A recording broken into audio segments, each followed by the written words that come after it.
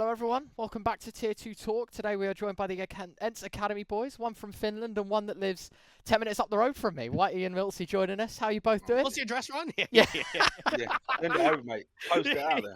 Post it out. No, I'm good, man. I'm good. It's good to be back on the show with you guys. You lovely faces. It's been a while since our last one. Yeah, well, we had to wait for you guys to achieve something before we could bring you back. Yeah, we don't talk about it. No, we're getting there. We're getting there. We're getting there. Yeah. Speaking of getting there, Josh, I think first topic of today is to talk about ENCE Academy in 2024. Obviously, I think most would say a bumpy road, right? I think it's very different now in the landscape of academy teams, and maybe you can shed some light on that, because obviously this time a couple of years ago we had a whole academy league system. We had like a very thriving sort of economy when it came to academy teams and sort of being able to invest into from an organizational perspective. Since then, like, the ecosystem has been stripped back. You're one of very few that have kind of stuck through all of that. Maybe talk to us about that and how that's changed for you guys, because obviously you come into a project, you know, in 2022 thinking that you've got a sustainable league that you can play and things like that, and obviously you guys play in the Finnish leagues now rather than the academy ones, but I bet the direction has shifted quite a bit, right? I can go first. I mean, yeah, I think the biggest thing for us, I mean, around that time when all of the programs were sort of coming into effect, right, because of the We Play and stuff like that, that was a huge thing for organizations to get involved with. So, and I think we come in it quite late compared to some of the teams. So we didn't actually, I don't think, get a full sort of, I wouldn't say chance, but like I'd say like showcase and time to really show what we can do. So yeah, when that situation happened, which can't be helped, it was obviously a dagger in the heart. But obviously we redirect with the program, and since then, yeah, it has been mainly finished tournaments, competing in that, obviously trying to break through in the European ladder and stuff like that, world ranking. But it's been fun. I mean, I hope even with the promotion of academy teams and stuff like that, I think it's still going strong. If you look at most of the academy teams, they're still going very strong, even with us now, with Poddy going to the main team, of course, which we'll come on to. Maybe there'll be something in the near future that might pop up, you know, Yeah, for well, Academy League. yeah, well, I'm just saying straight away. One aspect of academy teams we've seen for a lot of time, Ryan, is that they try and promote players, they try and get some new faces in, they sell them to other organizations. There was a very long period where there was just no changes for your team. So, myltsi, maybe you can start it with this year, because it was, what, the first roster move ever? Yeah. It was like Jussi got removed and we brought in Teme, and like it was a long time that the team needed changes, so we tried to go with it for a very long time, but it didn't work. So I mean, it was great that we made changes, and yeah, all good. Maybe, George, you can share some insight. Was that forced by the organization, or was that internally in the team? No, I mean, I think like the org, especially, is like, to be honest, and it's not even from a bias point of view, they're so supportive, and they don't, to be honest, they don't really force anything. They don't like put your hands on and say you got to do this, you got to do that. They trust people working, you know, for example, me and Wimera, they trust in what we're doing. Of course they want updates and we have conversations, but yeah, I mean, I'm, from what you know of me, like I love longevity in terms of rosters, and I've always said, even to the UK scene, like, it's something that we've needed for so long. Obviously it's hard in different aspects of UK, but keeping a team together is the most important. And I think it just hit a point where we were trying, and it was just like right at the end's meet, and it just, something needed to happen. And obviously mutually parting ways with UEC, I think, was such a sad thing for me, because that kid has so much talent. I'd say it even today now. But it was needed for the team. It gave a shake up to the team, and it kind of opened our eyes of where we need to go, and change sometimes for the better. And we had a good 2 years, you know, up and down. I mean, myltsi, maybe you can give us some insight on this little Poddy loan out, because, Ryan, we spoke about it at the time. It's like, right, Poddy's got a chance playing out in Sprout. You know, he's getting a good go. He's moving to a better team. Then a week later, he comes back. So what was like that for the team? I suppose you just get told, yeah, Poddy's going, we need a new AWPer, and then he's back. Yeah, I mean, the situation was like hella weird. Like everyone was so happy for him. He got promoted finally to some better team, and like it's just we was playing practice, and then suddenly like everyone sees that Sprout is gone now. Oh, okay. Well, yeah. Like everyone was like, what are we gonna do now? Is he coming back to us? Like, what are we gonna do now? Like the situation was just hella weird. Yeah, I don't think we've ever seen that before, have we, Ryan? Literally 9 days. I mean, I feel for Savage. We've spoken about it on previous episodes, haven't we? Brev just moved from Australia to Europe, and then as soon as he gets there, it's like, yeah, Sprout's done, mate. Yeah, it doesn't Yeah. exist anymore. Oh, What a mate, weird time. I can chime on that real quickly just to give some more context because that was the craziest moment I think I've ever had in ENCE Academy. Like seriously, we we're going through a situation. Obviously, you know, reviewing the roster, we're losing a big part of the roster with Poddy of how impactful he was with the team. So of course, one side of us is we're so buzzing for his next move, and then another side of us is thinking, right, what the fuck are we going to do? And looking at the options we have, and through the process of trying out different players, it was like myltsi said after the practice, we see this announcement, and them next few weeks, mate, were like just absolute chaos because it was like, what do we do? We can't just like we've been trialing guys and we've been like doing well with certain people and stuff like that, and we're thinking, is it worth bringing him back in for him to just be picked up maybe again, and then we're back to square one? Like this is really going to hurt us. But I think obviously at that moment, if he's available to come back, then of course why wouldn't we have him? You know, but we knew it wouldn't be long until we potentially lost him again. But it was crazy, absolutely crazy. Yeah, weird period. And Yeah, maybe this is where it dives in a bit deeper, where it's not just the one move of him coming back. We start seeing a little bit more, I suppose, action in the transfers. We end up getting him what's promoted to the main team. Sira gets benched. And then you bring in Too High, who I don't know if you ever casted, but I'd seen his name, but I'd never casted him before on any of the previous teams. I've seen him in and about. He plays at the Insomnias, right? He used to play at the Really? Insomnias. Yeah, yeah, yeah, yeah. Oh shit, he did too. Yeah, Yeah, he yeah, played on yeah. the With the the European mixed lads. team. Yeah. Yeah, yeah, So yeah. With Shinigami or whoever yes, he correct. is. They played That's on it. Ocelot Sports, right? That was Yes. the yeah. team. So I've With known him his from agent there. Gab, There you go. he played with his agent Gab Oh, literally really? at the land. Yeah, yeah, yeah. Yeah. He's an old school CS player, like been around the block. But yeah, he's a good guy. He was playing with him last event. There you go. So I knew him from there. Yeah. Okay. Well, yeah. I mean, talk to me about that, George, because I mean, you've in a period where you're getting a new in-game leader and your AWP has gone. I mean, it's quite a big change rather than just having one player disappear.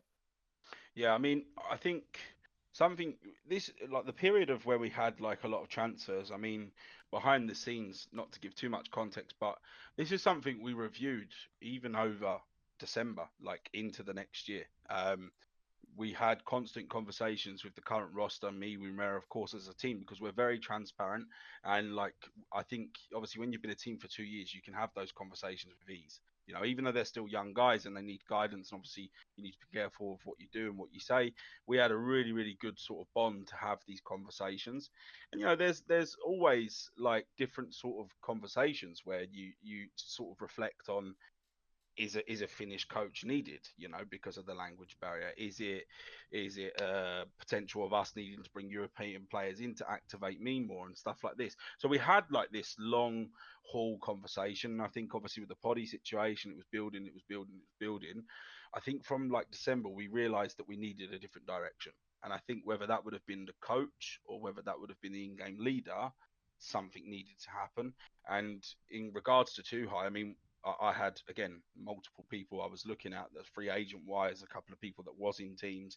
Again, you need to be cautious because you don't know who's on a contract and who isn't these days. Sometimes with certain teams, but Too High would have been a free agent for so long, and the biggest thing, well, funnily enough, I trialed him out in the original academy tryouts, and he impressed me a lot. I liked his spirit, I liked his calling style, and I stayed in touch with him ever since, and we always catched up. And then obviously he played a part of um, Gucci, right? And I Mm. think that was when I was looking at Gucci, and for example, even a player in Gucci, which was Shady, who I've had on my list for a long time, great kid, they were just beating everyone. Like this spirit out of nowhere. Like, I mean, one of the best teams on Anubis since the map first come out, and they were just beating everyone. They ended up winning the A1 Gaming League, and that I think another LAN in France that they won, which was insane. So from that period, I already had him sort of shortlisted.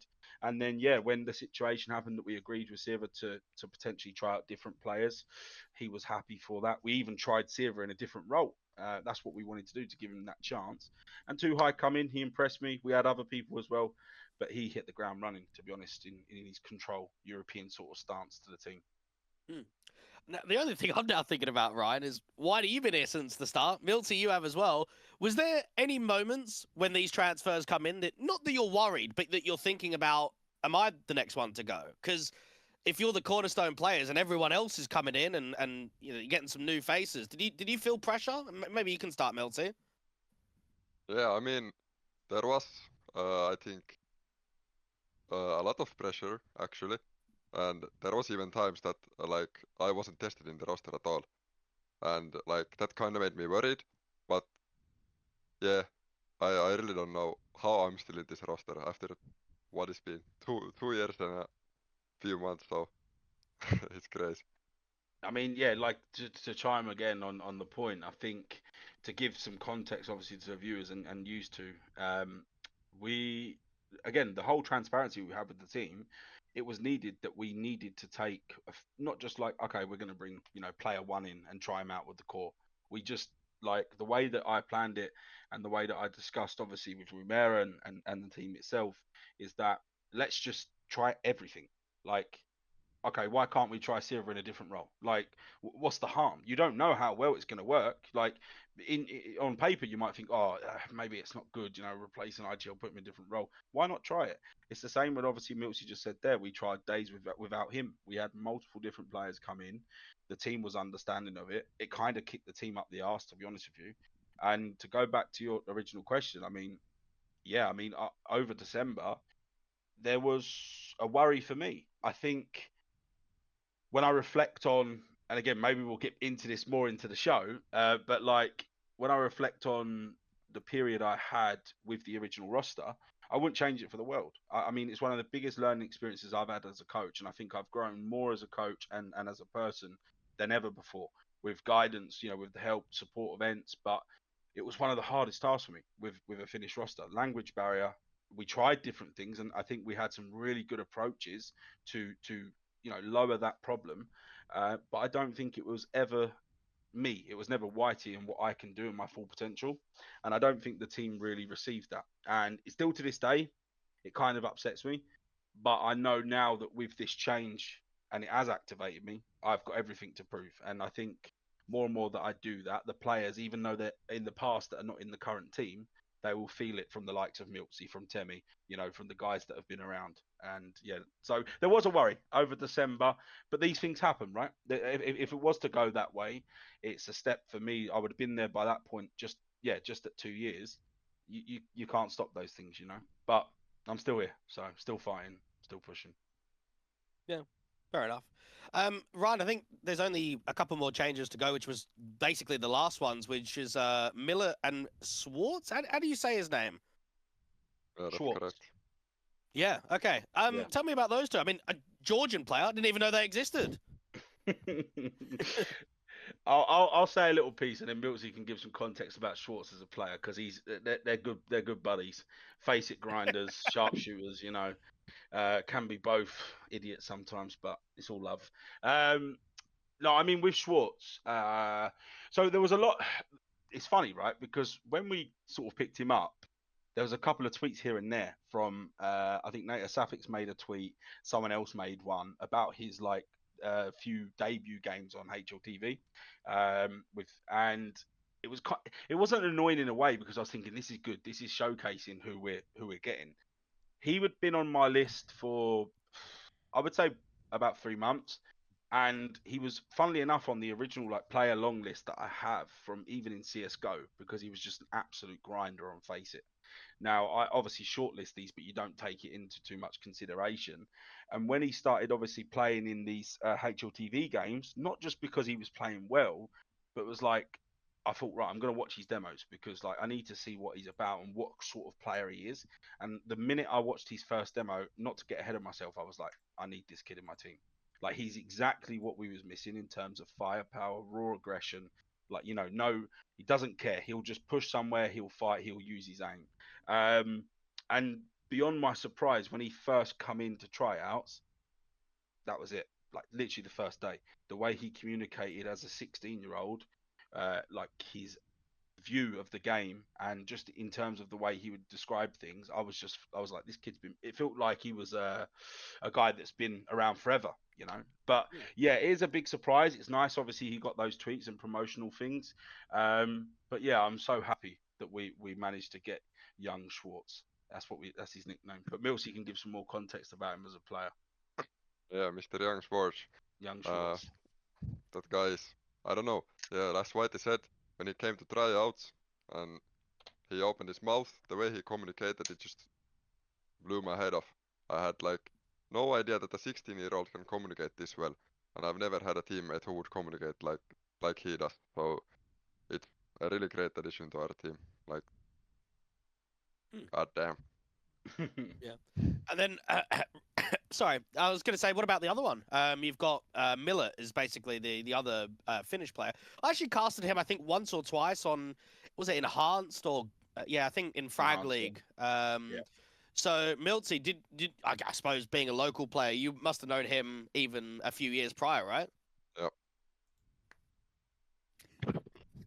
That's well, Dweg, Let just real Whitey quickly. speak, let Whitey speak. Dweg, just real quickly. Welcome to my world. Yeah, this is the past 2 years with Finnish players. Yeah. That has been clipped for Sometimes sure. Yeah. Sometimes you have to angle your question like, myltsi, what do you think of Miller? Give some context on Miller, myltsi, Wait, let because me get obviously up you from know this. him from past games and stuff like that. Yeah. Sorry for this. I lost my focus. You're all good. You're all good. Yeah, an amazing kid. For sure, the next upcoming Oper if he just puts the time in. And a really talented kid for sure, just like Schwarz. And we have a great, like, how would we say, a chemistry with this 3 Finnish core. So I think it's working really well. It helped with Temi as well. Obviously, he played in the enhanced core with Temi before we signed Temi. Obviously, Temi when we made the first original change. So for them to come in, Temi knew a lot about him. And the best thing is, and this is like not just a case of saying it obviously on the stream, because every player has weaknesses and every player has strengths. So Temi knew instantly what I would need to work with when he came in. So it almost put me like 2-3 steps ahead with Millet. Okay, there's still a lot more to do with every player, of course, but it's nice to know what he's confident in and what his weaknesses are. So when we made obviously the decision, we're already a step ahead. But he's been great as well. Like he had the experience, of course. He went to Sprout Academy because he had, funnily enough, if you refer back to when Poddy went to the main team, he joined the academy team. He was at Sprout Academy boot camp when it all happened. So he went through the same period as Poddy with Sprout. So that was obviously a kick in the teeth for him because I think that was his first sort of breakthrough after playing with Enhanced for so long. But yeah, he's got talent and he's definitely on the rise as the next Finnish AWPer for sure. All right. I think that's it, Ryan, for now. Yeah. I was going to say we can move on to some events and talk about the recent success, maybe, especially in this first one, right, Josh, of the events that we want to talk about. Obviously, you have this Finnish circuit, and it leads right into the LAN at Espoo, right? It's not like directly linked to the same event, but you obviously get some stage time there and stuff, right? I mean, there was one. Was there? Yeah, that was what, over 3 months ago, right? Because it was like an Alyssa LAN that qualifies you. There's always been one qualification. So it's a bit weird because you can qualify to the main event at Espoo, but then you can also qualify to the Finnish event that also gets played at Espoo. Yeah, okay. Yeah, that's why Jano said we played at the assembly. Obviously, we made the final with our first sort of debut with the roster. Our first ever official was the assembly LAN games. And obviously we couldn't play because of the conflict with the main team. So yeah, Jano. Oh shit! Yeah. Yeah, even if Jano would have beat Jano in the final, we wouldn't have gone obviously to the slot.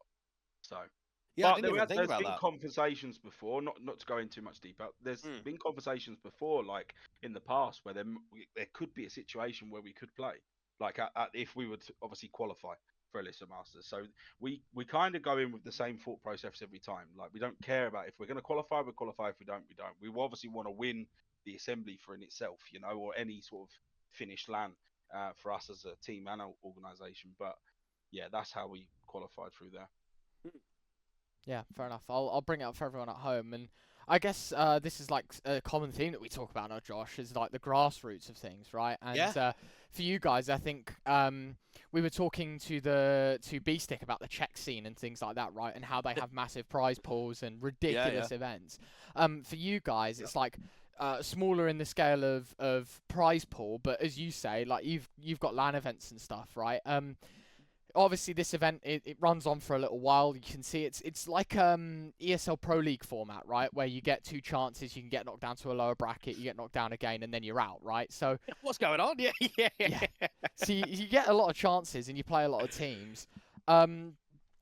Like I guess for you guys in this event, maybe we can go through the games, Josh, like one by one, and we can have a little chat about them, or you want to do it a different way? I mean, the playoffs are probably going to be more important. You can Yeah. go through some of the group stage games. I mean, I would say from our perspective, there's a lot of like shit in this group stage. It's only once you get to the playoffs that's when you actually start getting into basically the stronger teams.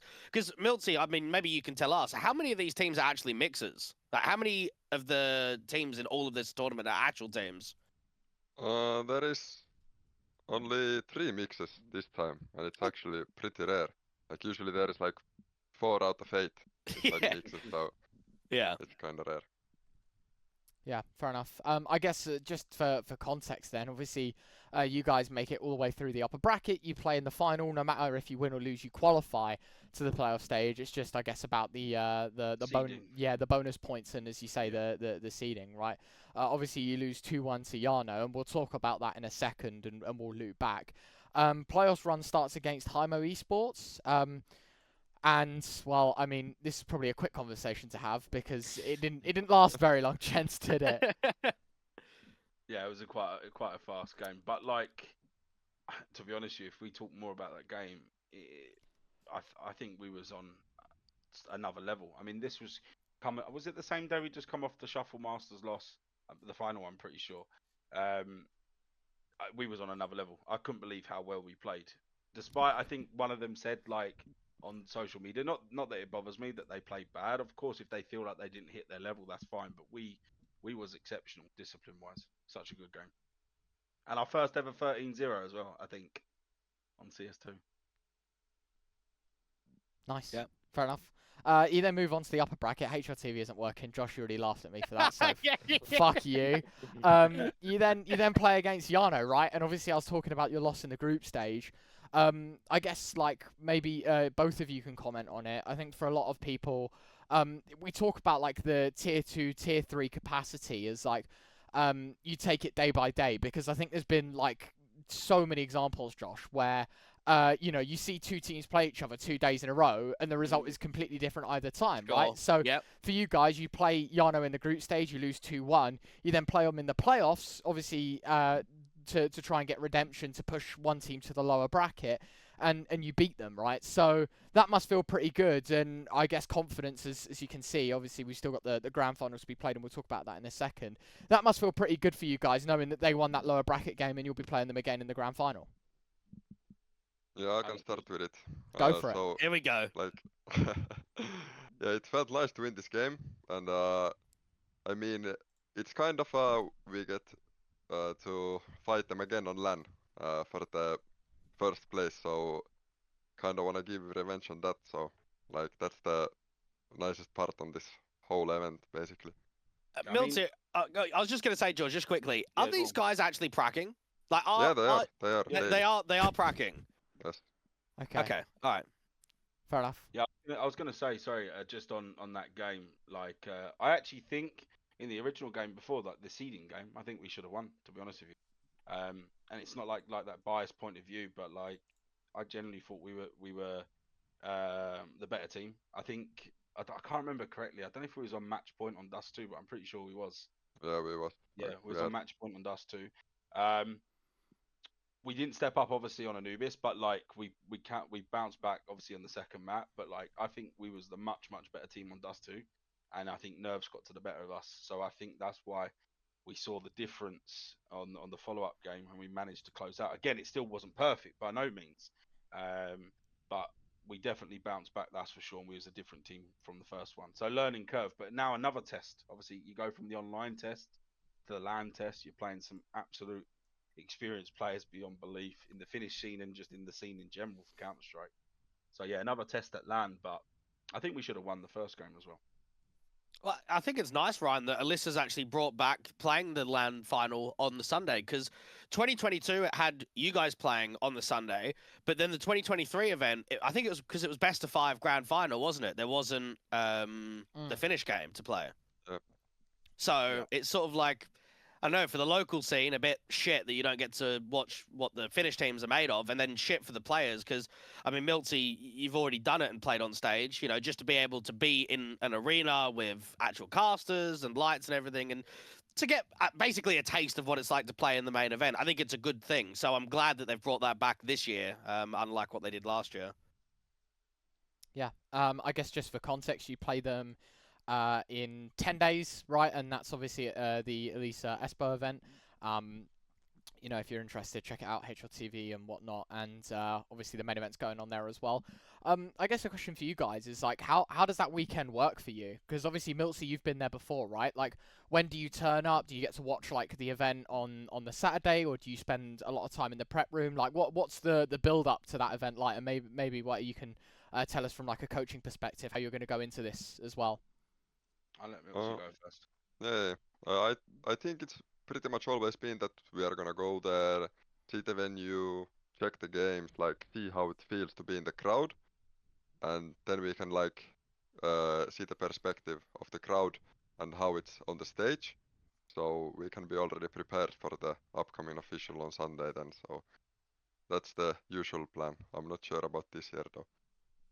Yeah, I think it's kind of it's strange, but it's kind of a different approach to a different even when we go to the assembly, to be honest. It sounds crazy because, like, the scale of it is a lot higher. It's still a LAN final, but it's like, because it's just one game, it's such a different approach. Now, I know at the assembly sometimes you go in and you play the semi-final then final, so it's only 2 games. There's not much of a difference, but we try to, like myltsi said, take in the crowd and the arena and try to just realize, motivate yourself that, like, this is where we've got to, you know, even though it's a finished tournament and stuff like that, this is the luxury and privilege that we have to play on this stage. Okay, the crowd might not be as big, but it might be obviously on the Sunday, but we're still going to have people there, so it's good to take into consideration with players what it's going to be like. But I think it's more of a team bonding thing as well as actually a tournament, to be honest. We have, like, the marketing stuff with the ENCE guys, content, having the main team there as well, where we can integrate a little bit and we get to watch them and stuff like that. It's a little bit different to a normal tournament, but it's one of the probably best things for the academy program. When we got the original opportunity where we lost to Harvu 2-1 at the last time they did it, which I can't remember how long ago that was, but that was one of the best experiences for our roster. So to get it again this early with the new roster is massive. I just want to quickly chime in here. myltsi, what's the weather like out there? Because I remember last time it was fucking freezing, and that's also because it was later in the year. I think it was almost December last year. Yeah. So you've got, what, a couple of months different. Is it still, because it was snowing last time I was there? Yeah, it's not snowing at all, like this early, so we are good right now, but it's a huge storm going on, so we will have to see. Yeah, so no snow, but just still shit, Ryan. Just still. Yeah, it's horrible. It's horrible. It's still cold. Yeah. Didn't you turn up the first year in fucking shorts? Yeah, no, Yeah, I think that was probably me and George getting off the plane. Yeah. I literally, everyone looked at me like I was a serial killer or something. At the airport, I had a t-shirt and shorts on, 10 foot of snow outside. Crazy. Mad, fair enough. One other event that you guys have played in recently, and I've got to say I was very impressed with this event from you guys in general, is the Shuffle Masters. Obviously, this is like Into the Breaches sponsor, like Shuffle, I think it is. Shuffle, some gambling website or some sort. No, I was gonna say, I think the way it works is ITB hosts the events under their name for them, right? Right. So okay. fuck you, Josh. But yeah, that's the way this works. And obviously, this is like a 16-team. Prize pool is sitting at 10,000 USD. Decent. And it's just single elim, right? It's a savage event, Josh. It's not one of those that we were talking about, like your Thunder Picks of the world and stuff. Exactly the same, yeah. It's the same format. And for you guys, I feel like it's not rude of me to say that maybe the expectations compared to some of the other teams in this event for you guys are quite low. And it feels like every game that I sort of had you half out in, you show up and absolutely smash, right? Like, you have a look at this event, you start against Gaming Gladiators, and maybe we can talk about the matches one by one, but obviously for me, Josh, I look at this Gaming Gladiator side, and I think we've even talked them about them on previous shows, and it's like, this feels like one of the best of the rest teams in Denmark right now. It's like them and TSM are like, here to take heads, not only in the Danish capacity, but you have a look at the experience and stuff, you know, it feels like they've got the bigger names, they've got the bigger profiles and stuff like that, right? And have played in bigger events, more experience. Like, I feel like they pound for pound match much better than you. You come into this event, they're your first game, a very short straw to draw. You lose very narrowly on Vertigo. You beat them on Anubis, and then you beat them on Ancient. Like, that must be a big result for you guys. Yeah, it was a massive, massive win. I think, to be honest with you, a little bit more context. Like, the funny thing is, we wasn't actually going to accept this event. Wow. There was a situation where, like, although it looked amazing on paper and we were super grateful with our schedule and some things we had, it just felt like it's so brutal to play one game and get knocked out. You can still learn from that game, of course, because there's great teams in it. But like, with how busy we was, is it worthwhile? In the end, we decided to go with it. And yeah, I mean, step by step, the boys and I think even myself, I think we surpassed our expectations. We came into this tournament with, let's just win the first game. And I think after we had that mindset and spirit from this first original game against Gaming Gladiators, that the momentum just skyrocketed. Like, the belief momentum just went upwards. And if you reflect on how we were playing before this tournament, we couldn't win one CCT game. Like, again, for anyone that's watching as well, we didn't win one CCT game. And it's not that that's a problem, because as I've said in my tweets a couple of times, and to give more context, we made a plan together. And the philosophy that I said to the guys is that what I might do is risky, because you're young and you want to win, and you don't want to obviously keep getting battered and keep losing, because it can quite quickly kill a team. But I said, like, my approach with this team is that we're going to play as many officials as we possibly can, and we're going to learn after every single one, win or lose. And I can't credit the guys enough, because, you know, we had a big bunch of losses, to say the least, and that could kill a team quite quickly, especially for young players, and it's risky. But I think the process that we had through all of those losses in CCT, some close games, some not, I think that's the reason it led to this moment, which is obviously a great feeling. It's a shame about the final, but we don't talk about that. Isn't that just the standard at ENCE Academy? No, don't. I'm leaving. Cancel the show. Turn it off. I'm waiting for you to say that. Always says it. Mate, I'm the second place curse. Although I've broke it once, second place curse. If you need a coach to get your team to a second place multiple times, I'm your man. Hire me. Yeah, no, it's always the way. But we're going to break that curse this year and next. Yeah. I actually just want to quickly chime in on the Gaming Gladiators. Not to, like, disrespect your win against them, because it is actually a pretty decent upset. But I will say, I've cast them a little bit recently, Ryan, and I'm not keen on Nodius calling. I mean, you've got a non-in-game leader calling for this team after they've made changes. And I feel like they just do not adapt quick enough, especially on T sides. Like, I've seen so many times where teams have pressured them and they're just kind of running the same defaults over and over again. And this is a team that on paper should be top 30 on HLTV. Like, this should be a team that is contesting for titles in tier 2.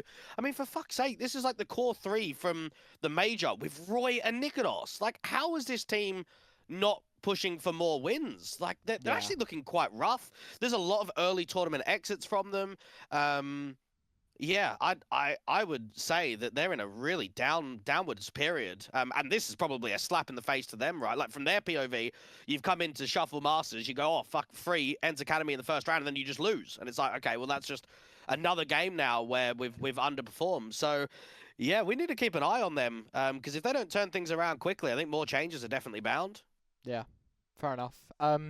Obviously, then you move on to your next game, and it's like another very big name in tier 2 Counter-Strike, and as Josh said, these guys number 1 in maps played on HLTV this year. Get it up, Ryan. Let's have a look. Let's have a look. So obviously we want to go for teams in 20. Mate, can I just say quickly about these guys as well? Like, I didn't even know how many games they played until I started checking the veto. And I just, when you quickly go onto their page, and it brings up like the really small sort of tab of the veto, not the full stats, yeah? Yeah. You can just quickly check, like, oh, how many games? I click Mirage, 24 fucking wins, 21 losses. I'm thinking, what? That's just the first tab. I then go to the second tab, 23 wins, 21 losses, and I'm thinking, my good God, this is over. These guys are literally like grinders, like the hardest grind I've ever seen. And you keep going down, it's ridiculous. I'll let you show it on the stream, obviously, but mate, I couldn't believe my eyes. I didn't realise how much they played. Fair play to them. Yeah, definitely a team full of grinders. I think here it explains it all right. 521 maps played. Hold on, let me go 2024. Of all time. And Four, there's 400 412 this year. 500 total. They have played shit tons of Counter-Strike. How many yeah. have they done in the last month, or like the last 3 months? In the last 3 months, they've played 191 maps of Counter-Strike. So they've got to be play. I think they play advanced too. So that's what an entire regular season that's off of HLTV. You think in this year they would have played what 3 ECA seasons, or That's 2 crazy. going into their third? I don't I'm know. just If having a quick look. maybe they took a break in one season, but The- you say that's the- like yeah. another 24 maps plus whatever's on HLTV afterwards in the playoffs. I'm not sure if it all gets covered. Can you bring up their Wikipedia page just for a sec before we Yeah, move into the can game? do. Because they are playing in the Game Zone Masters closed qualifier. I've never even heard of that. They're playing in the Poznan Game Arena Cup 2024. They're playing in the T Esports Championship, and they're playing advanced. It's like, what?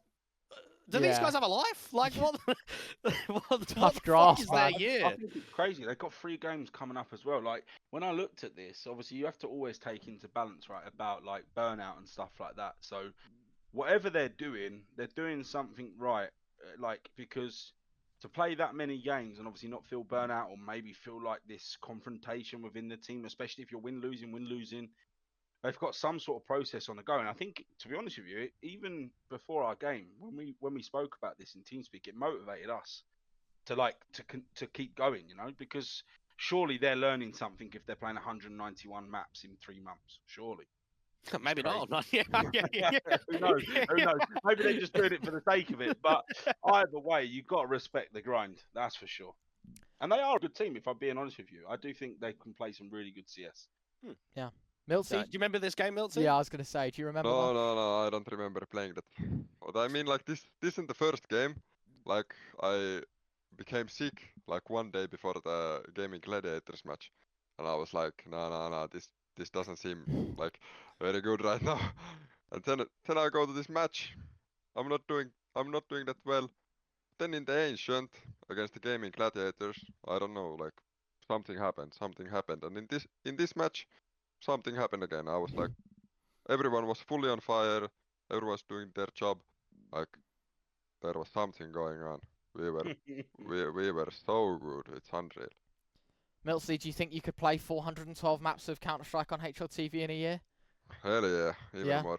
They Give me okay. everything. There you go. 2025 is the year of ENCE Academy. They're going to be at least 2 BO3s a day 500 every games. day of the year. Yeah, Yeah. Whitey, accept everything. 300 accept maps everything. in 1 month. Yeah. Come on, mate. I don't know if I mentioned it on the last episode, Ryan, but when I casted alternate attacks in Compass last week, they had played 6 best of 3s in 2 days, and I was just like, "What the fuck, man? Like, how are you prepping for a team? How are you actually Yeah. alive to play 6 BO3s in 2 days?" Yeah, it is I mental. don't know. A team that has sort of lesser hit the forefronts of HLTV and stuff, Josh, but one that, again, like you scroll down and have a look at the names, you're like, holy fuck, like what a result this is for you. You have a look at 500. I mean, where are they ranked? 103rd on HLTV, 113 in the Valve rankings. I feel like that's the biggest like shocker to all of this. You have a look at the team, and it is like classic Skade days mixed with basically the best Bulgarian talent there is, right, Josh? Like, you've obviously got Rainwaker, Oxygen, Spell and Ships, and now Cirque's joined, obviously coming off of his stint in Bleed. Again, you know, maybe not so much in terms of ranking, because I think you guys are what 100 and where are you right now? 142nd. So like you're below them, but they're still a team that is very unranked, still getting used to things maybe, and still trying to earn points. You look at the HRTV game, and it's like, fuck, you're basically playing Skade plus Cirque, right, Josh? That's like, that's where you got to look at it. This was like a top 25 team in the world for a good portion of 2020. I think they were top 20. I think they might have even been top 15 at one point. Like, it was insanely high what their peak was. And on paper, this is easily one of the best Bulgarian rosters you can form. Like, because Bubble's retired, Victor's retired, Dreamer's retired. Like, out of the active players, you've still got Red Star and Han. But like, you can't ask for a better team than this, and they've just looked shit. So maybe myltsi, you can chime in here. Do you remember this game, or are you still ill, mate? Thank God I wasn't ill in this game. Something happened over the night, and I just became a good man again. But yeah, like looking at this roster, I was like, ain't no way, ain't no way, ain't no way, ain't no way we're gonna beat these guys. Then like, yeah, actually we can do it, we can do it. And then we did it. I don't know how it's possible. Like, we were all the time on fire, all the time on fire. Everyone was in the zone, and yeah, somehow we won again. Yeah. I've got a little quick funny story actually, Ryan, because I casted 500 today, and on the Compass shows we always do post-match interviews with either the player or the coach. And Popov, the coach, comes out. Now, first off, he's in like a suit and tie. Why?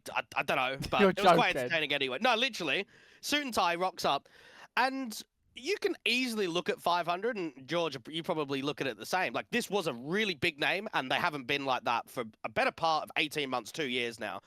And I'd kind of asked him, I was like, well, you've got a lot of passive players. Like, you've got Ships, who's really lurky. You've got Rainwaker, that's really lurky. So I kind of asked him, I was like, well, are you struggling with the aggressive players? Like, is that an issue in the team right now? And bro fucking responds with, oh, the roles are perfect. I'm like, well, how the fuck are they perfect? Like, if they were perfect, you'd be winning games. You'd be a top 30. You can't say the roles are perfect if you're just losing best of threes. And another thing, he goes, oh yeah, we want to aim to be a top 30 team and qualify to lands. I'm like, bro, fucking win a best of 3 against ENCE Academy first. Like, it's just delusional. I actually think it is pure delusion to say like, oh, you know, we're in a rough period. It's been a tough year. We want to get back to top 30, but we know that we got to treat every game, whatever. Like, you can spurt some bullshit, but to say that our goal is top 30 and to qualify to lands, and this is what 500 have looked like for the last year and a half. Bro, it's a troll. I can't believe what I was hearing in that interview. Yeah. Fair enough. I can't disagree. I think, as you said, like, just a quick glance at the 500 HRTV page for the audio listeners, right? Like, Ships has been here for nearly 2 years, Rainwaker 9 months, Cirque's been here for 4, same as Oxygen, Spellin for 3. Obviously for the last year or so, they've been changing out players here and there. But you are right. Like, you have a look at the rankings. As you can see, end of 2021, Skade entered in at 22nd in the rankings. In 2024, well, if you go to for team, because that will give us that's fair. I mean, as you can see, I think this is like what this is like 500 days when they just left Skade, right? And they were like 30th, 40th. You know, they stayed in the top 20 even, or top 30 for the best part of 5 months.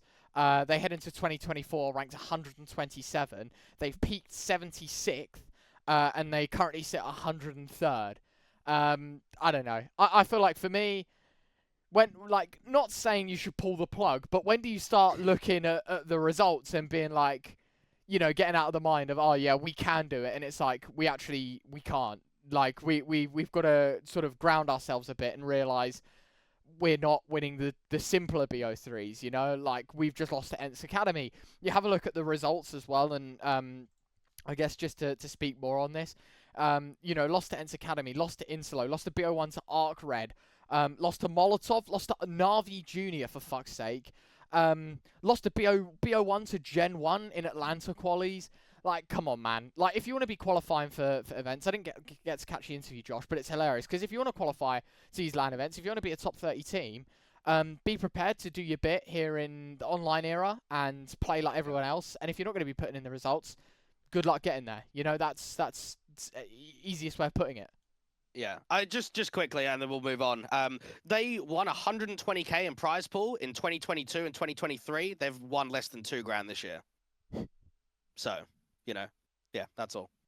ENCE Academy have won more. Hold that. Yeah.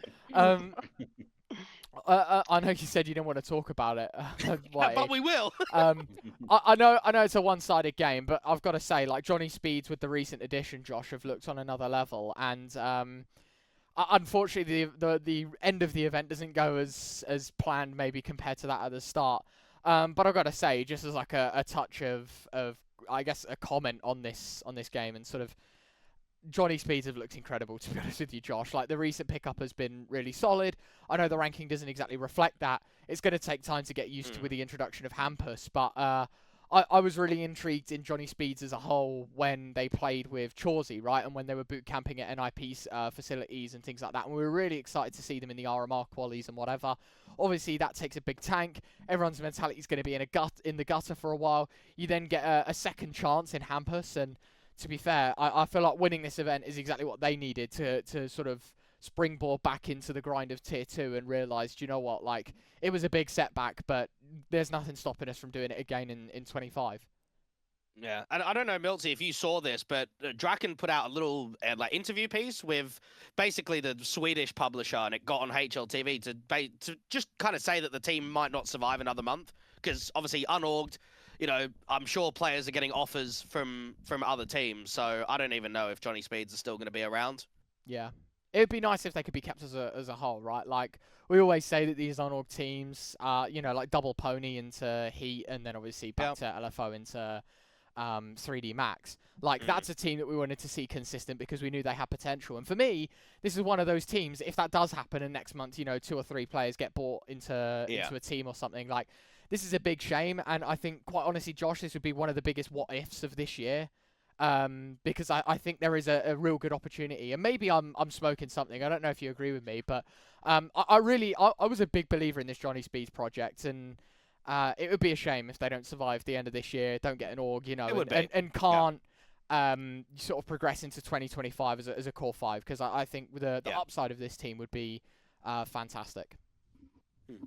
Yeah, I don't really have too much else on them, to be honest. We got some good insight from Draken when he came on the show about the whole Chauzy situation, so we'll see how long they last.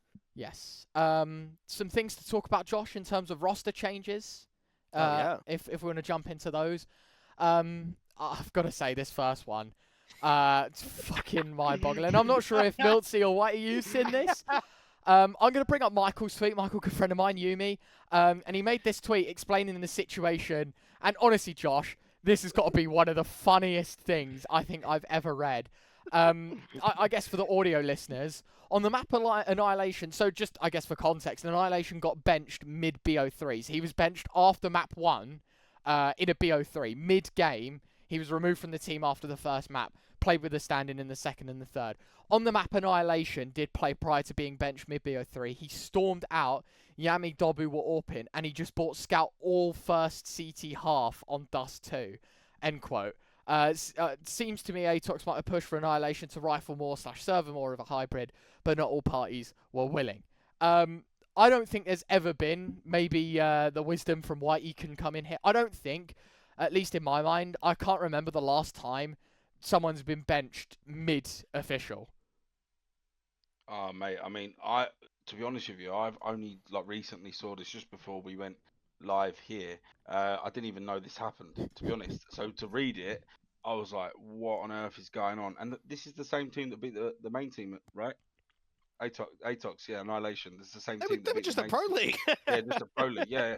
So, you would think just on that basis, and sorry to any ENCE fans that may be watching, mentioned about that result, but you would think on the basis of being at Pro League, picking up a result there, and having sort of that professional, backing, so to speak, foundation, whatever you want to call it, you would think there would be some sort of control in whatever's going on. But you can't read into it, right? I would like to see more context about that. I don't know if any of them are going to come out and mention anything, or if there's going to be some sort of twit longer. But I would like to know what actually happened, because if he's been benched live in a game, is it a case of like back in the UK days where you'd be an in-game leader or a coach and one UK player would just lose his head and you're like, fuck this, you're kicked from the team, like typical UK teams back in the day. But like it can't be if it's from a professional standpoint, you know. So I think there's more to it, if I'm being honest. Yeah, I don't know. I mean, the weirdest thing, Ryan, is I was like, oh, Yumi might be trolling. Like, it might be the odd round here or there. I watched us too. Like, it's every round. And it's a LAN as well. No. Like, to do this on LAN Oh, is that's crazy. LAN? It was a LAN semi-final. Oh single my god! elim. Wow, I did not know So that. he plays obviously scout only, Dust 2, and then I don't know if they win the map or lose. I can't remember. And then he storms off, and then the coach has to play map 2 and map 3. What? Then That I've is- never heard anything like this No. before. This was at the Mesa Pro Series, right? The LAN Yes, there. yeah. Oh my god! Is there any like on stream? Did you see him walking off or anything? Do you know, I Like- tried to see it, but I didn't catch it. I mean, they I'd like probably to look tried at to hide that if they could. Yeah. That's crazy. Unless they had, like, to be honest with you, like, I know some, again, maybe I'm looking into it deeply now, but it's like an investigation. I want to know what actually happened. But, like, I know some teams have policies in terms of, like, in prac days, you know, I can mention it. I won't say the teams, but I know for a fact, I know teams, even in tier 1, if one person's late once, they're kicked straight away. That's it. Like, no questions. They have, like, an agreement together. You know, if you're late, that's it, you're kicked. I don't know if he's done something like live at the LAN in like after the map 1, or he said something that he shouldn't have, and it's just like you're kicked, Yeah. that's it, and he's walked off. But you'd think he'd still play the tournament, right? I don't know. Like this is crazy. And it's not just some random LAN event, Ryan. First place qualifies you to Extreme LAN, which is basically the 100K LAN in China next year, where you get a lot of Southeast Asia, China, Oceania. It's a massive LAN for the Asian scene. And Extremes LAN, if for any of the Asian viewers, has been a product for a very long time. So it's like a known event basically from Asia, and this is a qualifier to that LAN if you win it. And yeah. Asian CS. Yeah. I guess just as like a bit of context as well is, as you said, Flynn, their coach, subbed in for map 2 and map 3. They lost us to 13-11. They go on to lose the series. I guess all good things come to the rest of the team. They actually do qualify in stage 2.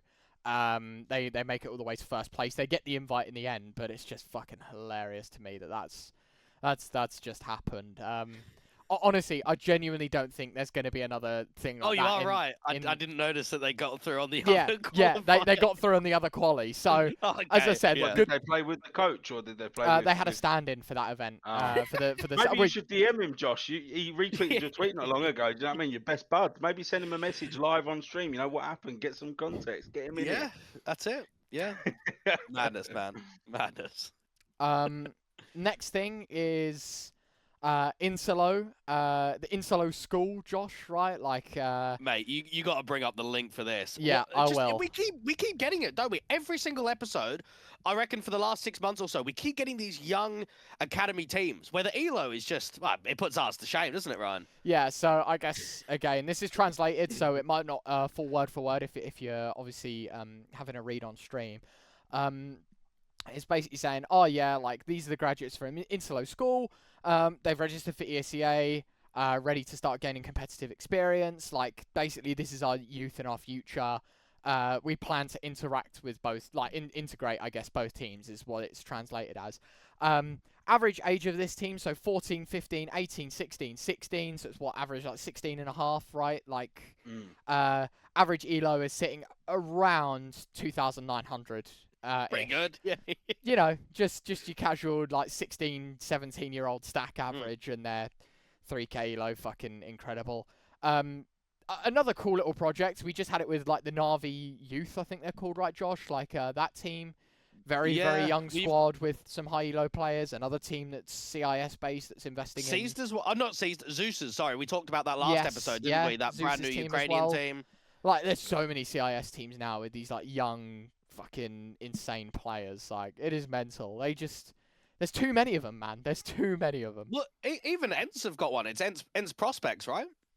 Yeah, ENCE Prospects. They have a team. It's not like it designed a little bit different in terms of like, I guess, another sort of youth team. Because originally it started out as just like a coaching sort of free coaching program for young Finnish players, so they can learn and get some experience from the academy team and stuff like that. They can come to the office and we'd host prospect events. But yeah, I think it was like, I don't know how long ago now, like 7 months ago, maybe longer than that. I'm not sure. Don't quote me. But they actually formed a team and started competing in ENCE to see how far they'd go. So yeah, it's been quite cool with that as well.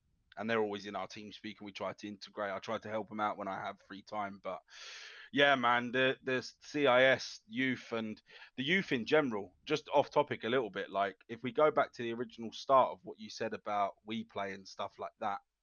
I mean, if you look at Go and you look at the start of CS2, okay, there were still youth players. But I feel like recently, the past 5 or 6 months, youth has just been flying through. So if Yep. any org or TO is out there, like, man, it's a perfect time. Why wouldn't you want to showcase all of this talent? Like if you take their team, for example, Zeus's team, you take any other sort of academy team, Mal's, even ENCE, for example, everyone that's been around here and been putting players through, the youth is the future. Yeah. Yeah. And just to draw on that one, the three of us, we were all in Norway for the Miss Games event, and Yeah. I thought that they were going to basically become what we play was, Yeah. and target the academy teams. Man, we haven't seen them for like, what is it, 2 years? How I don't even know if that event was last year or the year before. 2020, I think it's 2 years ago, or maybe just Let's have a under 2 look. years. I spoke to them actually because I remember them having that conversation with us both, and they kind of hinted about coming back, but obviously they're kind of mixed up with Valorant, aren't they? at They the have, moment? yeah. So I'm hoping that they kind of separate it and try to still do things, because I actually think the sort of promotion that they got from that tournament, all eyes are on them, because we play have just kind of come out. There was no sort of academy thing. It was all academy teams featured. I mean, it was an amazing event, literally amazing.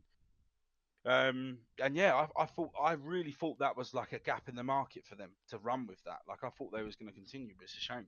Yeah, and I guess now with all the Valve rules, Ryan, I expected to see an announcement from them when everyone else was doing it over the last couple of months. And I know that some of the project managers from Miss Games were at Alyssa Masters Expo last year, and I was talking to them there. And I think they do want to get back into CS, but we're just yet to see it. So whether it happens next year or not, yeah.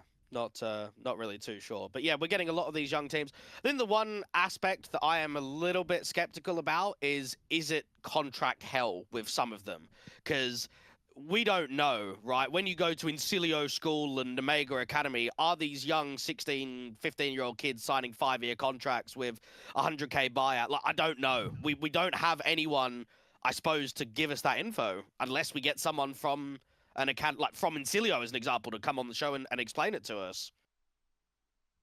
Yeah, I think it's always dependent on the country, right, as well, because like I know for a fact, obviously, even in the UK and especially in Finland, it's very hard to like sign players on big contracts, especially at that age. I know in Finland especially you can't.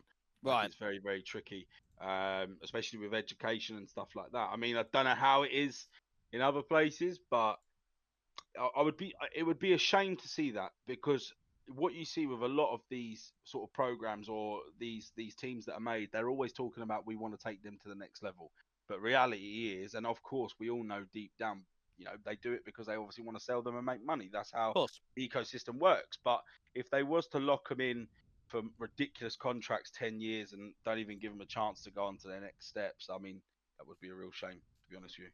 Yeah, I actually do think, I know Ash spoke about this with the I think Snake and Banter episode with Thorin and Maui Snake, that organizations are kind of treating, especially the last 6 months and moving into next year, Ryan, as just basically a way to be sustainable. We know that in CS it's very difficult for orgs to be profitable. I know ENCE is a very good example of it. Endpoint is another one. But I think we're starting to see it where you get these academy teams and then you sell them on, and that's where you're actually making your money and kind of funneling the bag with the main team to bring in more eyes and what have you. So I think that's only going to be the future, is more orgs getting academy teams to help not flood the books, basically. Yeah.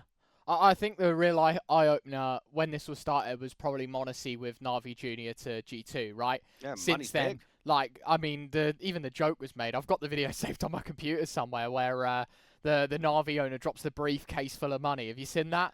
If not, Yeah, I'll have to yeah. show I haven't you it seen off that. stream. It's I haven't obviously like a seen it. bit, and it's all fake money, but it's fucking hilarious. And Yeah. you hate to think like how much money like some of these players are valued at now, like your donks of the world, your myltsis, things like that. Like, They're as the you future, say, mate. the They're the youth future. is the future when it comes Yeah. to Counter Strike now, and yeah, it's mental. And as you say, a quick comment because I stuck my middle fingers up when you said about Miss Games moving to Valorant. That wasn't at Miss Games. I think they have a fantastic. Like I think Just Valorant. they run a games unless they come back. yeah.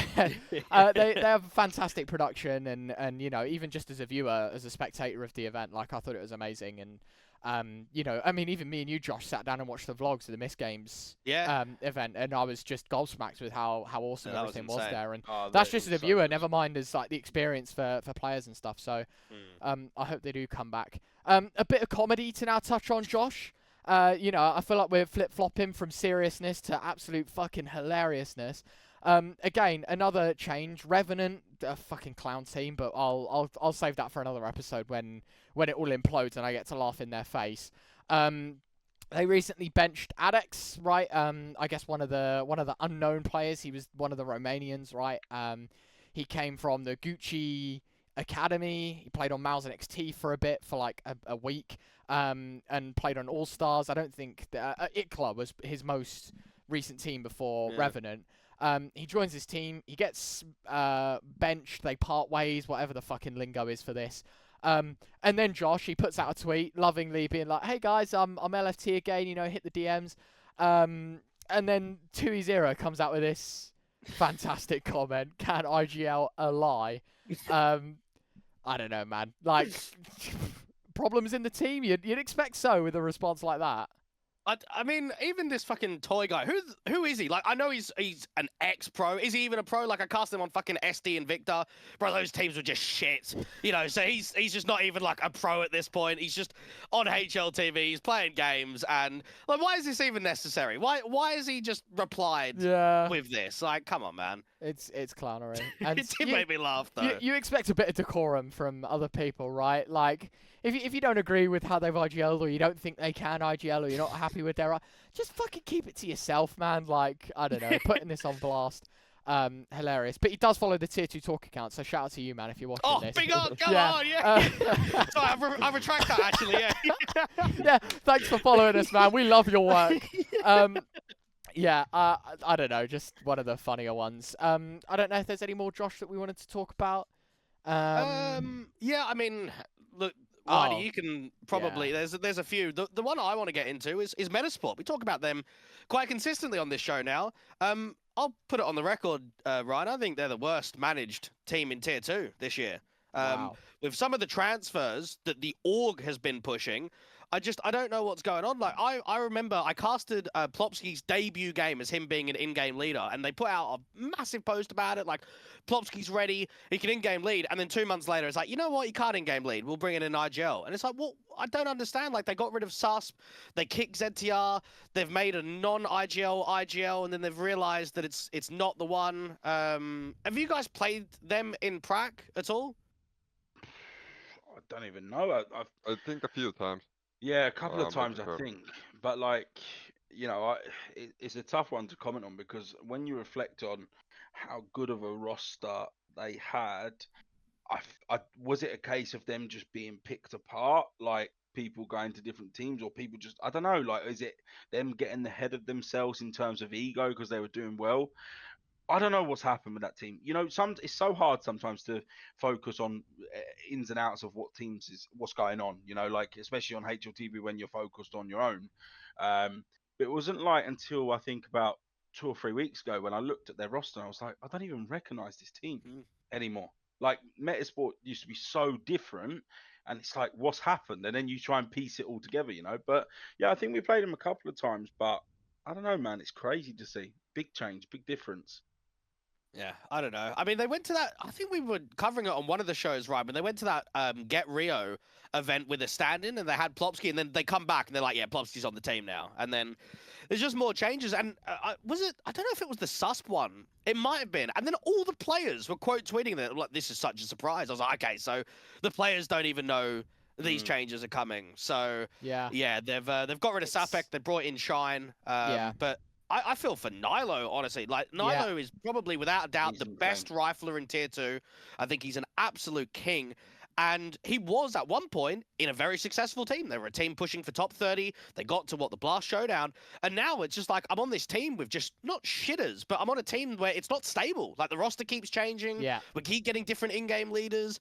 And you don't want that if you are a generational player. He is so damn good, and I really feel for him with how this team has looked towards the tail end of the year. Yeah, they've had 10 different players on the roster. I guess 9, excluding Abdi as the coach, right? They've had 9 players in different players in the roster this year, and that's excluding stand-ins and stuff like that, right? So. I don't know. It is mental to me, and as you said, like I reflect on when it happened in May, June time, right, when SUSP got benched and everyone was tweeting, "Oh, like we didn't even know this was going to happen," and everyone was just very confused about the situation. And you are right. Like I can't. Maybe there is a team that's been worse managed, Josh, but I don't think there's been a team that has been neglected in terms of like the roster, been neglected as much as this roster has, because as you said at the start of this year, this team was pushing top 30. I was having a quick check of the graph. They peaked in the top 30 for 4 weeks, so for a month starting in March. They didn't actually, they only have 1 week where they declined in ranking from the start of from the start of February to the end of April. Like they were on the up and up and up, and now they've fallen back off a cliff. They are currently ranked 95th in the world. And it's a shame because, as you said, you've got Nilo, who is probably one of the hottest topics of Tier 2 Counter-Strike right now. I think if you kept Plopsky in a rifling role, he brings all the experience, and then you have a look at the other individuals that you could have had on this team, right? Like your SUSPs, your ZTRs, obviously he's gone off to Gamer Legion now, and that's probably a buyout. And whatever, like your Sapek gets benched for Shine, and it's like move after move. And I know it's different because it was Bleed that probably had the higher expectations, but it does feel like a baby Bleed where we just keep making these changes. And even though it is what seems to be organizational pushing rather than players pushing these changes, it's just a shame because it's another what if, right? Of like, if that top 30 team that made the Blastful Showdown, like if they made some of the changes that they've made now and bringing in Nilo and keeping Nilo and, you know, maybe making 1 or 2 changes, it's like, man, this team could have been something so good, and now they're fighting to keep 2 digits in the HLTV rankings. Yeah, maybe we try and get Zevas on the show, because I know he used to be an ex-pro. He's the GM of Metasport, and I know he's been quite vocal about all the changes, so maybe, it's just our little pitch to say we want to get you guys on to just unpack this, because I think from an outsider perspective, it doesn't make a lot of sense, but sometimes that's just how Team CS is. Yeah. What else is there? Incilio have made changes. Polt just got kicked. And that was actually the team, I think, was only a few rounds away from qualifying to the RMR. I remember streaming their game versus Nemega in the 2-2. And I think they had series point, or at least map point, couldn't quite close it out. And then more changes are coming from them. myltsi, have you ever played this Gun 5 team recently? Because they're actually looking quite good on HLTV. They're getting some decent wins. Yeah, I'm glad that we haven't played them actually. Like, they look insane, and the roster they have, it's literally fantastic. It's unreal. The roster is looking so good, and they're on fire. Yeah. Maybe we can bring that up on HLTV, because I think on paper there's some known names. You have Celta, that's Hard Anchor, Hard Lurk, played on Aurora in the past. You got Tanir, a bit more of a supportive rifler, I think, played on Forza, and then this Zelo guy. I've watched one of his games. He looks fucking insane. And then Easy as well looks quite good. So not the most, I would say, reputable names of kind of known at the top end of Tier 2. But they've got some good wins as of late. They've been beating some decent squads. Yeah, I've been really excited about this team because we talk about a lot of European projects being sort of I think Gaming Gladiators is a perfect example. Is like the gathering of all the free agents or people that are no longer like the tip-top players that are no longer under a banner. And I guess for Gun 5, it's exactly that, right? Like a quick look at their team, and you look at the histories that these guys have had as a roster.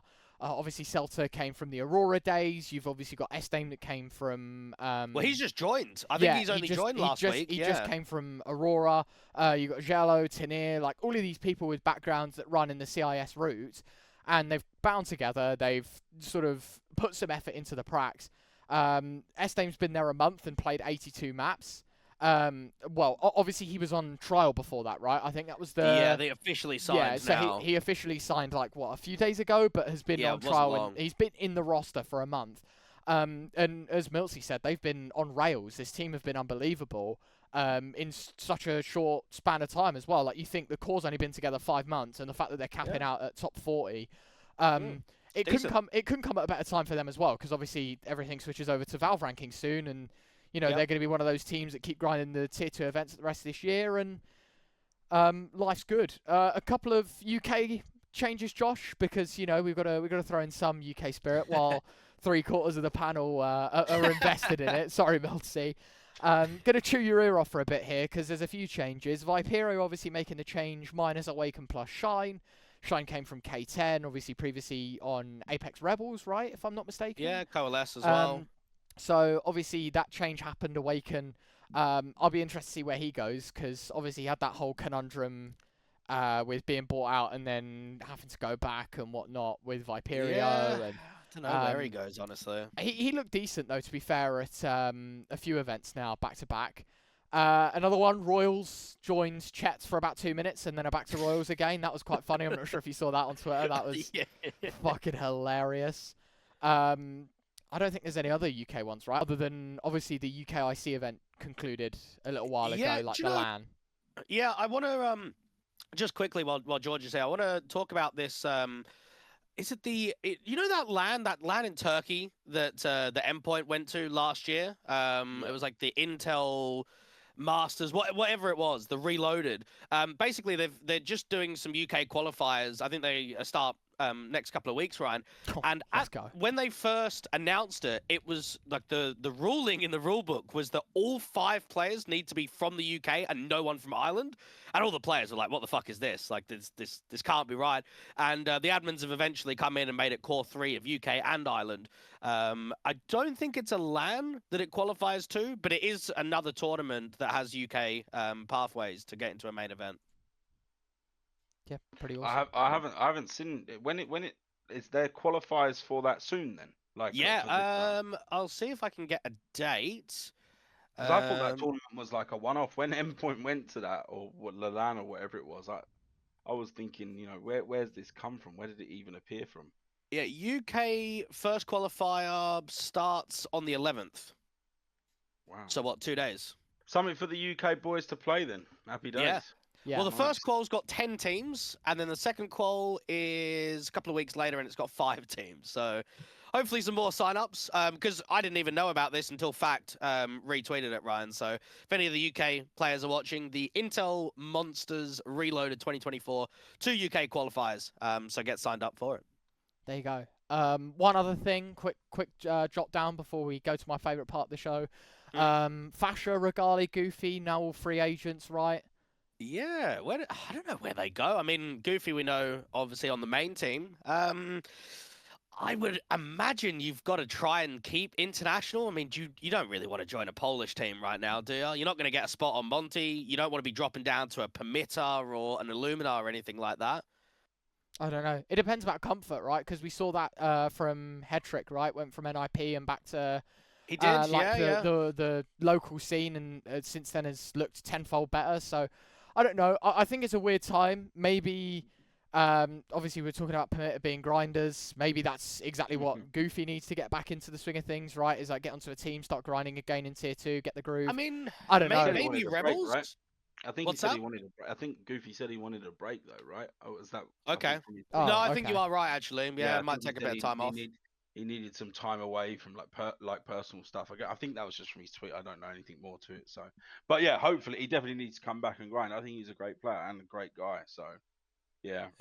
The Fasher and Regali one, obviously, that's just basically being dropped from Entropic, which was just paycheck stealers. But yeah, we'll see. I mean, where do they go? Somewhere in tier 2. I don't expect a Middle huge of the amount. pack business, right? Yeah, yeah. OG might be calling at some point again. Who knows? yeah. Bring it back. My favourite part of the show, Josh. It is time. It is, of course, the Tier 2 Dream Team. It's Whitey versus myltsi today. Gents, we're going to ask you both to make a Tier 2 Dream Team. Rules are simple. You cannot pick Tier 1 players. You can pick yourself. You can pick one other teammate. And you cannot pick what your opponent has picked. So, you know, if Whitey's picked one person, myltsi, you can't pick him as well.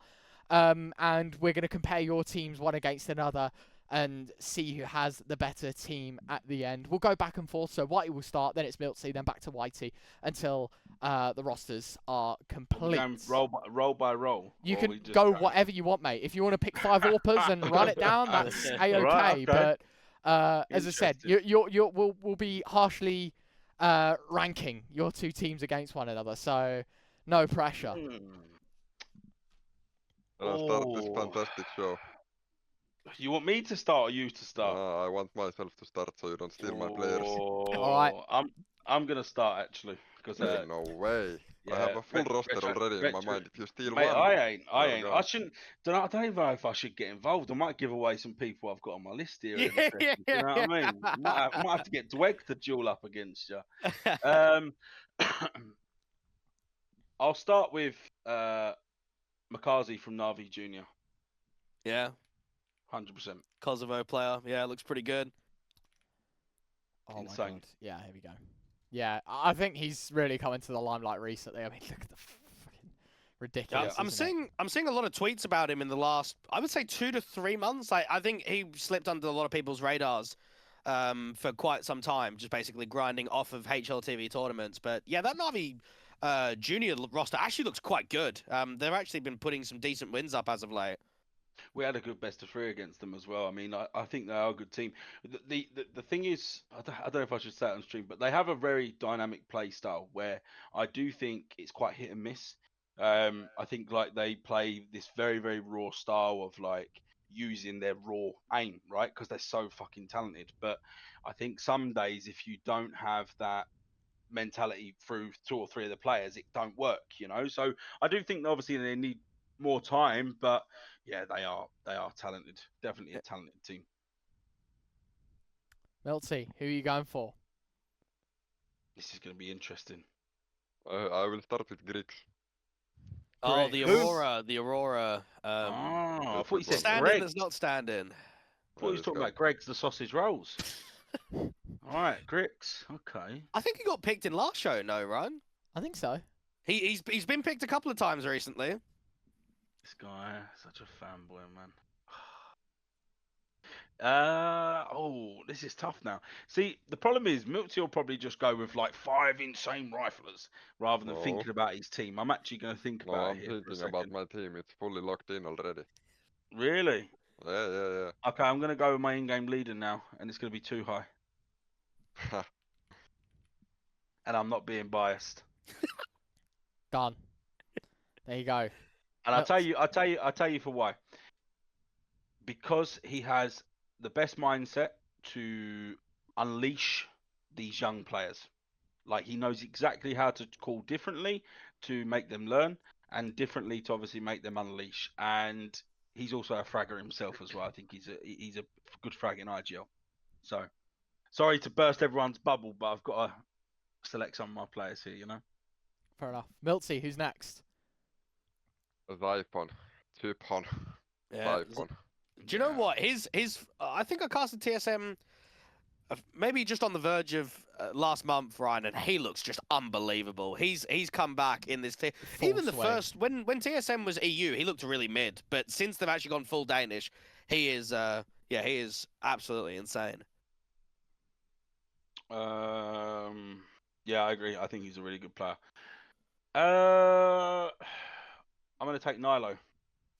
We mentioned him earlier, but for me, I didn't really get to chime on this when you guys were talking about it, but I find it fascinating how he's still in that team. Like, I can't believe he hasn't had a breakthrough. Like, if you look at his rating in 314 maps for Metasport, it's like nearly 1.2 or just on the verge of 1.2 rating in 319 maps for that team. That's ridiculous for a 19-year-old. So, yeah, I'm very surprised. And this is no disrespect to Metasport. Obviously, they might have a good foundation. He might be picking up a good bit of celery sticks. Do you know what I mean? I don't know. But I'm surprised one of the big dogs haven't maybe sort of come in for him or even nipped themselves, you know? Yeah, well, yeah, we've said that plenty of Yeah. times because Young Ninjas let him go. Like he was yeah, on Young Ninjas, that's and they were like, "Yeah, I'll see you later, mate." Like, again, we don't know like if there's more Sure. to it, personality wise or attitude wise. But I mean, for any kid that's 19 years of age, been on a team for 1 year, 314 maps on the verge of a 1.2 rating, I mean that's talent in itself. Yeah, You fair don't even need to watch his games. But yeah, I would go Nilo. So who have I got so far? Yeah, Makazi, too high. Makazi, too high, Yeah, Nilo. this is a beast roster, man. You have lost already. No way. Next for my list is The Eliv, my lovely ex-teammate from Enterprise. Now Oh, plays The in Alive. Yes. Oh, Damn.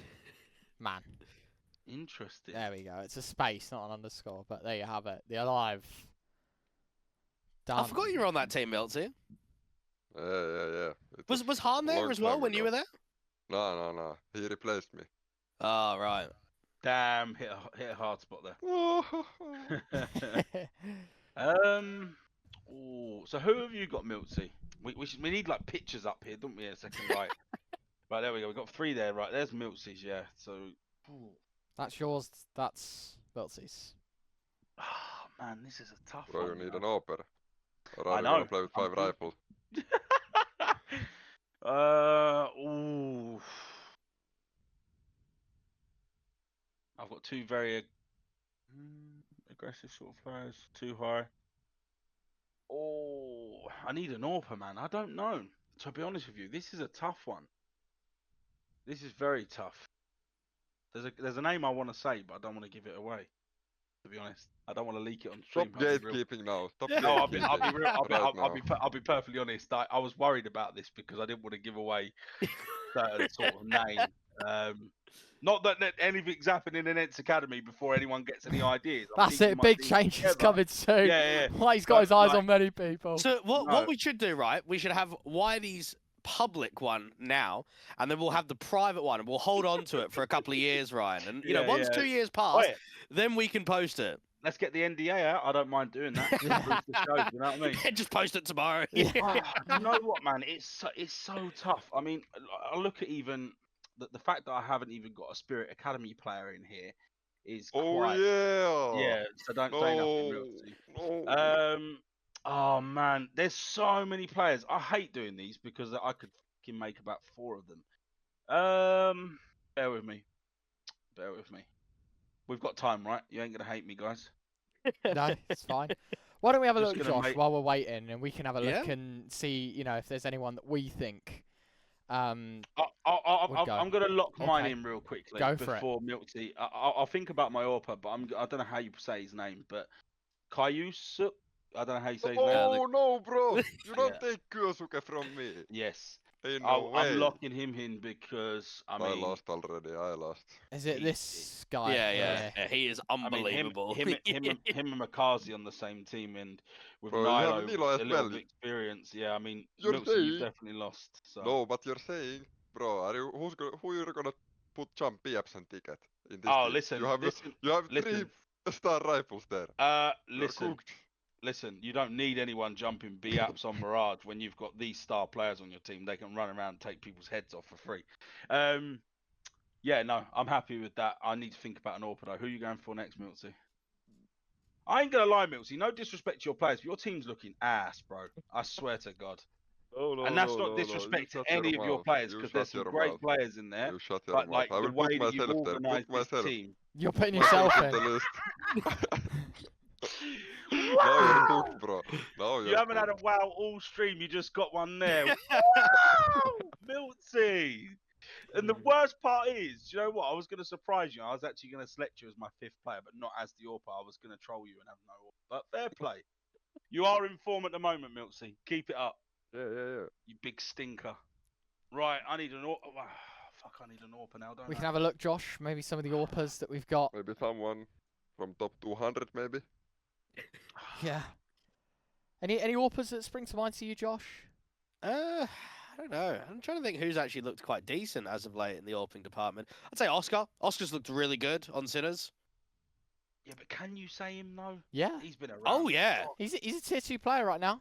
Bro, you can't Yeah, say he's a true. tier 1 player. No, I know, but he's like, mate, he's literally been around the block twice and back. Do you know what I mean? Like, I Yeah. know. Isn't that you? Yeah, it is.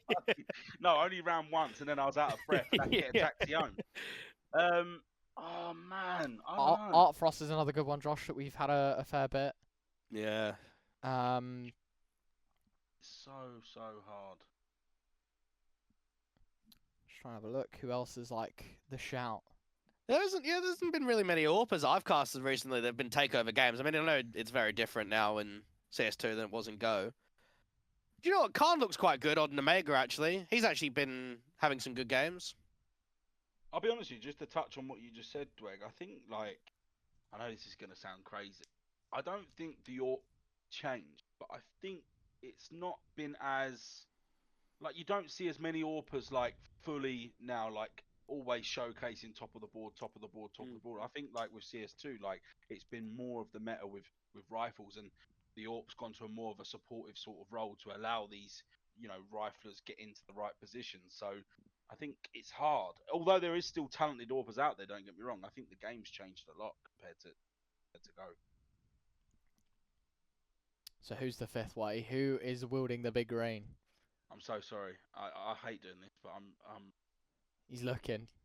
yeah, like there's so many people I want to select, but I don't want to select the wrong person. I take this with passion, guys. I've got my name to live up to. Do you know what I mean? Do you know who actually I did watch the other day, Ryan? Is this NQZ guy on Pain? Oh yeah. Yeah, he's looked unbelievably good. And I mean that team just on paper is quite good Laughing themselves. About something, but talking about that guy today. Yeah, that guy's talented. You're right. You've got a good eye for talent, Dweg. He's got a very, very good play style. Oh my God, I don't know. Anyone in the Twitch chat that can help me out and lock one in? I can't decide. Float I the Twitch genuinely chat. can't. I can decide for you. Wait, No, you're not deciding for Scroll me. down. Anyone? Team 260. Bro, Arostos has just been benched on Saw. Who? Really? Yeah, 3 minutes ago. Oh, Saw bench. Oh, Aristos. Done. Yeah. Holy shit. Live and breaking. Can I get a translation of this, please? Can I? Damn. Who are they going to pick up? A year and a Maybe- half. Today is the day to announce the departure of Aristos. Yeah. I mean, Wow. it doesn't say. Well, it says departure, which means he's not on the bench. So either what, contract expired or I don't know. I mean, I'll tell you- bought out, right? Like, I've got my player. yeah, I'm gonna go on. put a banner in the works. I don't care what anyone fucking says. I'm moving Mr. Ahmet Too High to AWP IGL, and I'm bringing in Mr. Teemu Korva No! Academy as my anchor because he's bro, a fucking you're not mega. taking mine. Yeah, I am. Yeah, I am. You have taken I two am. now. So I am gonna have Mr.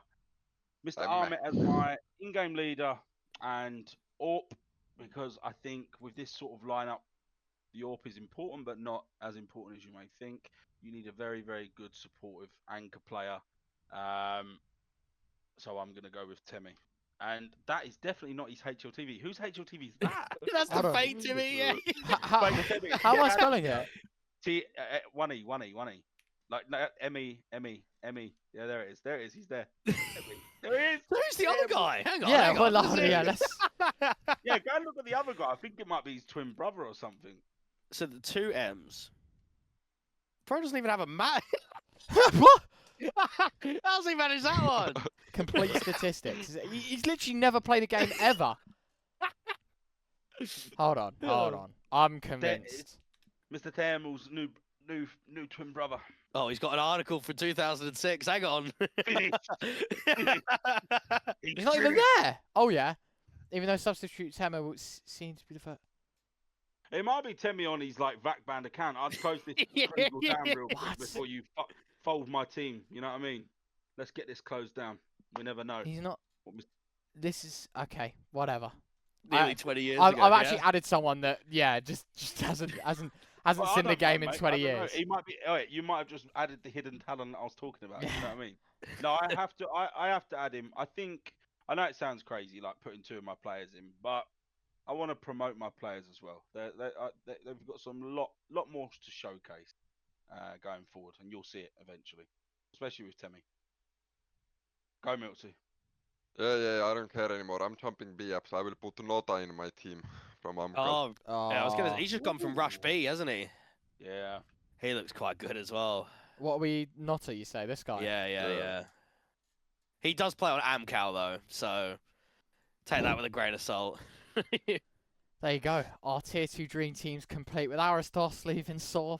Wow, what a day. We'll talk Doesn't about even that. get a spot on this team. Yeah, we'll talk about that next episode. This one wrapped up with our tier 2 dream teams. Whitey and myltsi playing it out for that. Josh, you have a winner? I actually think it's quite even. No way. I think so. Nah.